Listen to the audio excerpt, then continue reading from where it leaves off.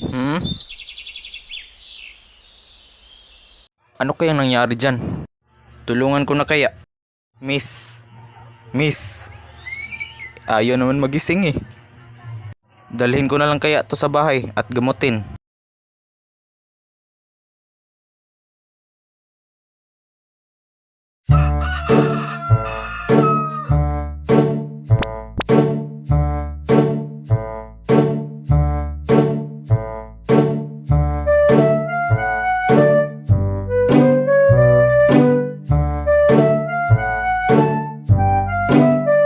Uy, mabutit gising ka na.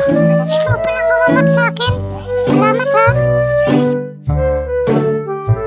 Wala yon, maliit na bagay lang. Oo nga pala, ano nga palang nangyari sa'yo at nakita kitang walang malay dun sa daanan?